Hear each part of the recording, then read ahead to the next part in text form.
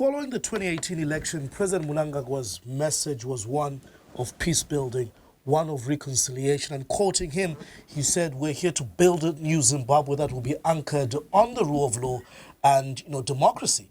Again, we might be observers from a foreign terrace, but correct us, as Zimbabweans, when we see President Mnangagwa and his flag scarf representing patriotism, reconciliation, he's on the Commonwealth red carpet, he's heading SADC Troika and all the peace, one would say peace, the rule of law and reconciliation has been restored, in Zimbabwe.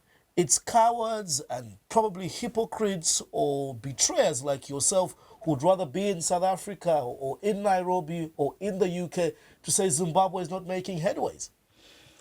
Far from it. A leader must walk the talk. Is he not doing that? Exactly. He is not. When you say, these are enemies of the state, so and so and I shall never forgive. I'll never forgive the following. Kasukuwere, Jonathan Moyo, and Joao. What are you saying? When you're head of state, you have a duty to embrace everybody. You have a solemn duty to protect everybody in the country. Your enemy and your friend are all going to be under you.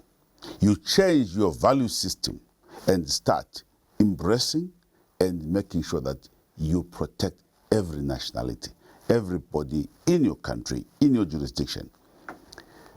He says, and obviously the scarf is a bit heavy, I'm sure, that's why there's confusion, because you can't be wearing it even when it's cold, and then when it's very hot, you need to decide where do you really have to use it.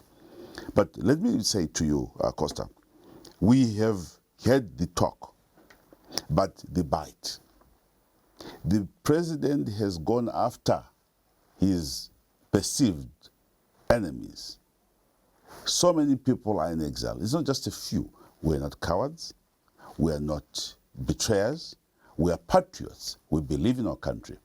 We believe in our constitution. We believe that the people of Zimbabwe can be a better people. Now, the betrayers are those who are stealing gold. Those who are engaged in the movement of gold, illegal out of our country. Those who are taking over mines from people who have their minds, whether with power and mighty. Those who are involved in corruption in the Ministry of Health. Those who have no respect for the rule of law. Those who use state institutions to empower themselves, weaponize them against their enemies. That becomes a different ball game altogether. And that's what we're faced with. So it's not about being at a Commonwealth meeting that changes the character of the man. Anybody who has a duty as president, he has one responsibility.